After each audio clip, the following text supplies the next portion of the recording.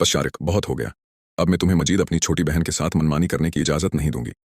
माना कि पहले मैं तुम लोगों के रहम व करम पर थी, लेकिन अब ना तो तुम मुझे खुलाते हो और न ही मैं उस घर में रहती हूँ।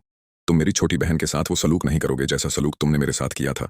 मैं अपनी बहन को अपने साथ लेकर जाऊंगी और शादी के बाद तुम जो कुछ भी कर रहे हो, एक दिन तुम्हें अपनी इन गलतियों का एहसास ज़रूर होगा।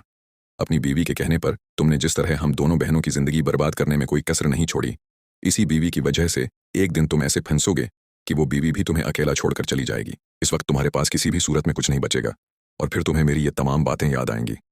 सादिया की बात खत्म होते ही कमरे में चंद लम्हों के लिए ऐसी खामोशी छा जाती है जैसे हर किसी की जबान पर ताला लग गया हो। शारिक सादिया को घूर कर देखता रहता है। उसे शायद उम्मीद नहीं थी कि जिस सादिया को वो हमेशा कमजोर समझता आया है, आज वही उसके सामने उस तरह खड़ी होकर उसे उसकी गलतियां गिनवाएगी। शारिक गुस्से में आगे बढ़ते हुए कहता है, बस करो सादिया, बहुत सुन लिया मैंने। तुम्हें लगता है कि दो बातें कर लेने से तुम सही और मैं गलत हो जाऊंगा। तुम्हें अपने घर के हालात का कुछ पता भी है। तुमने कभी ये सोचने की कोशिश की है कि मैं जो कुछ कर रहा हूँ क्यों कर रहा हूँ? सादिया बगैर पीछे हटे उसकी तरफ देखती है और कहती है, क्यों कर रहे हो? अपनी बीवी के कहने पर, यही ना? तुमने कभी अपनी आंखों से सच देखने की कोशिश ही नहीं की। तुम्हें जो तुम्हारी बीवी ने बताया, तुमने उसी को सच मान लिया।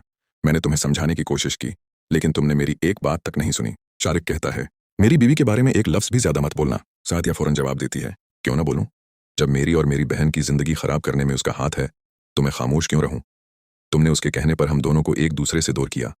तुमने अपनी छोटी बहन के साथ भी वही किया जो तुम्हारे लिए आसान था, लेकिन अब ऐसा नहीं होगा। शारिक गुस्से से कहता है, तुम मुझे धमकी दे रही हो? सादिया उसकी आंखों में देखते हुए कहती है, नहीं शारिक, मैं तुम्हें धमकी नहीं दे रही। मैं तुम्हें आने वाले वक्त की सच्चाई बता रही हूं, क्योंकि जो कुछ तुम आज कर रहे हो, इसका हिसाब तुम्हें एक दिन जरूर देना पड़ेगा। इतने में सैदिया की छोटी बहन, जो अब तक खामोशी से दोनों की बातें सुन रही होती है, आगे आती है। उसकी आंखों में आंसू होते हैं। वो सादिया से कहती है, आप मेरे लिए इतना मत लड़ें। अगर मेरी वजह से आप और शारिक के दरमियान बात इतनी बढ़ रही है तो मैं खुद यहां से चली जाऊंगी। सादिया फौरन अपनी बहन का हाथ पकड़ लेती है और कहती है, नहीं, तुम कहीं अकेली नहीं जाओगी। बहुत सह लिया हमने। अब मैं तुम्हें किसी के रहम व करम पर नहीं छोड़ूंगी। तुम मेरी बहन हो और तुम्हें अपने साथ ले जाने का पूरा हक मुझे है। शारिक दरमियान में बोलता है, तुम उसे अपने साथ लेकर नहीं जा सकते। सादिया उसकी तरफ देखकर कहती है, क्यों नहीं ले जा सकती? अब तुम्हारा इस पर कौन सा हक रह गया है? जब तुम्हें उसकी जिंदगी और उसकी तकलीफों की कोई परवाह नहीं थी, तो अब अचानक तुम्हें उसका ख्याल क्यों आने लगा? शारिक कुछ लम्हों के लिए खामोश हो जाता है। सादिया हैरान होकर उसकी तरफ देखती है।